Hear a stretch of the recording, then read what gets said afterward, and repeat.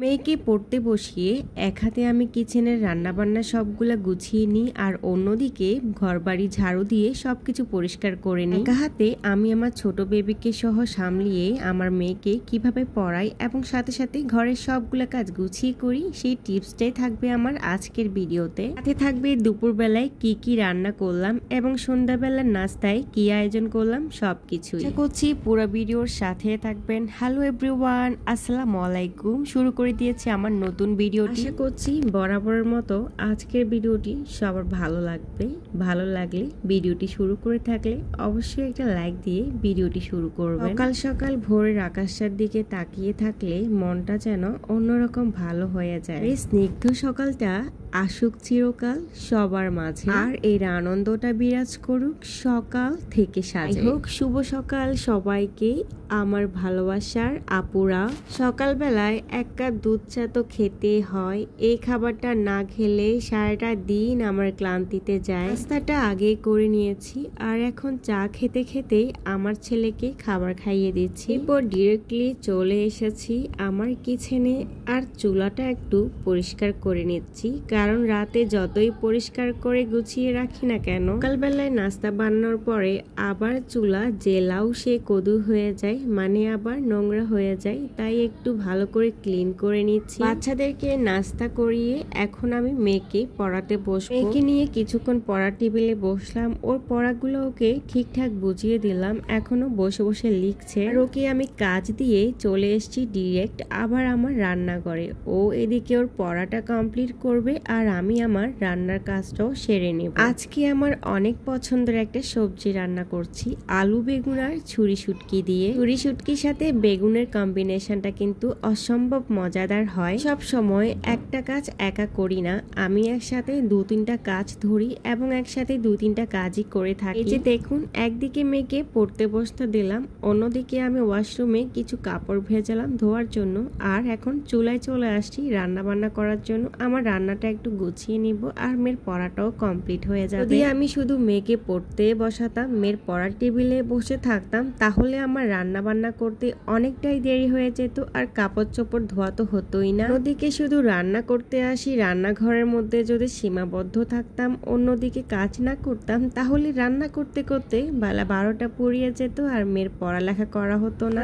গৃহিণীদের একটু স্মার্টলি কাজ করতে হয়, একটু কৌশলে কাজ করতে হয়, বুদ্ধি খাটিয়ে সংসারের কাজগুলো না কম সময়ের মধ্যে গুছিয়ে করতে হয়। কি রান্না করার আগে আপনারা যদি জেনে থাকেন তো জানেন, আর যারা জানেন না তাদের জন্য বলছি, শুটকিকে একটু আগুনে ছেঁকে নেবেন, এতে করে শুটকি থেকে ভালো ঘ্রাণ আসবে। তারপর শুটকিগুলোকে গরম পানিতে একটু ভিজিয়ে রেখে খুব ভালোভাবে কিন্তু পরিষ্কার করে নিতে হবে। একটা টিপস আমি ফলো করি শুটকির তরকারি রান্না করার সময়, সেটা হলো তরকারিতে শুকনো মশলাগুলো দেওয়ার আগে তেল পেঁয়াজের মধ্যে শুটকিগুলোকে একটু ভালো করে ভেজে নিই। ভাজা ভাজা হয়ে গেলে তারপর সব ধরনের শুকনো মশলা কিন্তু আমি দিয়ে দিই। এরপর আমি মশলার সাথে শুটকিগুলোকে আরো কিছুক্ষণ কষিয়ে ফেলি। শেষ হয়ে গেলে আমি বেগুন আর আলুটা দিয়ে দিচ্ছি। আলু বেগুনটা দিয়ে খুব ভালোভাবে মশলার সাথে মিক্সড করে নেব। শেষ করেন ভাই, আমি এই রান্নাটা পেলে, এই সবজিটা পেলে আমার ভাতের সাথে আর জাস্ট কিছুই লাগে না। আমি এটা দিয়ে এক গামলা ভাত না চেটে পুটে খাইতে পারি। আমার খুবই পছন্দের একটা সবজি আলু বেগুন শুটকি রান্না।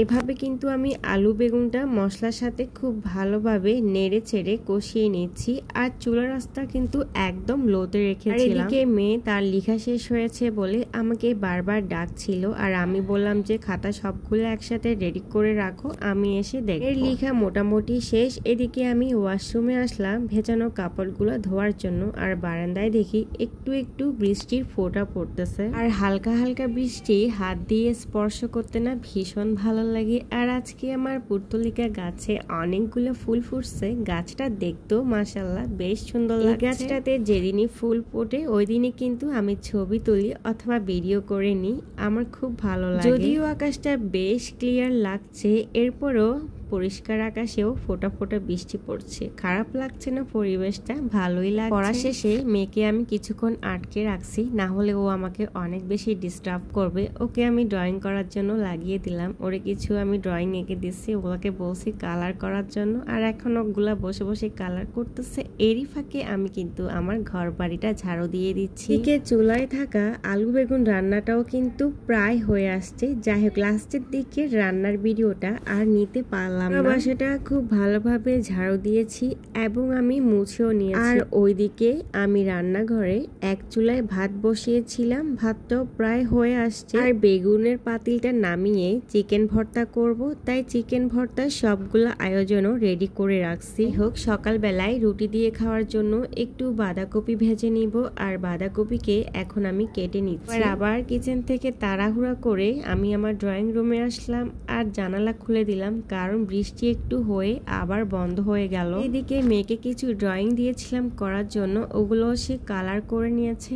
এখন আমি ওর সবগুলা খাতা দেখে নিচ্ছি। যাই হোক, এভাবেই আমি একা হাতে কোনো ধরনের হেল্পিং হ্যান্ড ছাড়াই আমার বাচ্চাদেরকে সময় দেওয়ার সাথে সাথে আমি আমার ঘরের সবগুলা কাজ কিন্তু এক হাতেই সামলেই নিই। যাই হোক, মেয়ে সবগুলা লেখাই ঠিকঠাক লিখেছে, মাঝখান দিয়ে একটু গন্ডগোল করে ফেলেছে গণিতে। তো ওকে যখন আমি লেখার মধ্যে কোনো ভুল ধরি তখন কিন্তু ও খুব মনে কষ্ট নেয়, খুব রাগ হয়। ও বলছি 50 পর্যন্ত লেখার জন্য, আর ও ওখানে 51, 52, 53 ওগুলোও লিখে ফেলছে। ওগুলো ওকে এখনো আমি স্টার্টই করি নাই। এদিকে গত সপ্তাহে মানি প্ল্যান্টের কিছু বড় বড় পাতা আমি একটা বয়ামের মধ্যে রাখছিলাম শেকড় গজানোর জন্য, আর আজকে দেখি ওগুলা থেকে খুব সুন্দর কচি ডাল বের হচ্ছে, সাথে কিন্তু শেকড়ও গজাইছে। যাই হোক, এবার আবার কিচেনে চলে আসছি ভর্তাটা করার জন্য। আমি আগে সবকিছু রেডি করে রাখছিলাম, এখন শুধু মাখামাখির পালা। চিকেন ভর্তার জন্য আমি আগের রাতে বেঁচে যাওয়া কিছু চিকেন ছিল, ওগুলা নিয়েছি, সাথে নিয়েছি কাঁচা মরিচ, পেঁয়াজ, রসুন, নিয়েছি ধনে পাতা। সবগুলা কিন্তু আমি একসাথে দিয়ে দিচ্ছি, আর এখন আমি বাটনায় বেটে নিচ্ছি। এই বাটনাটা আমি মেলা থেকে নিয়েছিলাম, গত কয়েকদিন আগের ভিডিওতে কিন্তু আমি শেয়ার করেছিলাম। বাটনা দিয়ে বাটতে আমার না একটু কেমন জানি আনইজি লাগতেছিল, আমার কাছে মনে হচ্ছিল যে আমি ঠিকঠাক মতো পারতেছিলাম না, হয়তো বা প্রথমবার ইউজ করছি এই জন্য এমন লাগছে। আস্তে আস্তে হয়তো ঠিক হয়ে যাবে। তবে চিকেন ভর্তাটা কিন্তু খুবই মজা হয়েছিল। এই যে এখন কেটে রাখা বাঁধাকপিটা কিন্তু ভাজতে চলে আসছে। যাই হোক, আজকের ভিডিওটি এ পর্যন্ত। যদি সাথে থেকে থাকেন তাহলে ওই আপুটার জন্য মন থেকে অসংখ্য দোয়া থাকবে। আর ভিডিও শুরুতেই আমি রিকোয়েস্ট করছিলাম ভিডিওটি একটু লাইক দিয়ে শুরু করে নিতে। ভিডিওটির কোনো অংশ যদি ভালো লাগে আর আমার টিপসগুলো যদি আপনাদের উপকারে লাগে তাহলে প্লিজ আমার চ্যানেলটি সাবস্ক্রাইব করে চ্যানেলের পাশে থাকতে পারেন সব সময়ের জন্য। কে পড়িয়ে সাথে ঘর গোছানো, রান্না বান্না সবকিছু সামলিয়ে নিয়েছি। দুপুরবেলায় খাবারটাও শেষ করলাম, আর এখন সন্ধ্যাবেলায় নাস্তার আয়োজনে চলে আসলাম। আজকে সন্ধ্যাবেলায় চা দিয়ে বনরুটি খাবো। এই বনরুটিগুলা কিন্তু একদমই ফ্রেশ ছিল, তুলতুলে নরম ছিল। এরপরও এগুলাকে একটু হালকা তেলে ছেঁকে নিয়ে খেতে না খুবই মজা লাগে। আমাদের মতো করে ঠিক এভাবে বনরুটিগুলো একটু তেলে ছেঁকে তারপর দুধ চা দিয়ে খেতে কারা কারা পছন্দ করেন অবশ্যই কিন্তু কমেন্টস করবেন। যাই হোক, আজকে একদম চা দিয়ে ভিডিও শুরু করছিলাম, আবার চা দিয়ে ভিডিও শেষ হতে যাচ্ছে। তাড়াহুড়া করে নাস্তাগুলো রেডি করতে হয়েছে, কারণ সন্ধ্যার পরে মেয়েকে হুজুর আসবে আরবি পড়ানোর জন্য। দেখতে দেখতে আমার ভিডিওটি কিন্তু একদম শেষ পর্যায়ে চলে এসেছে। আর এই যে সন্ধ্যাবেলার দৃশ্যটা একটু দেখুন, খুবই সুন্দর লাগছে তাই না? সাথে আমার পুতুলিকার গাছটাও কিন্তু বেশ ভালো লাগছে। সবাই অনেক বেশি ভালো থাকবেন, সুস্থ থাকবেন, আমাদের জন্য দোয়া করবেন। আর আজকের মতো বিদায় নিচ্ছি, আল্লাহ হাফেজ।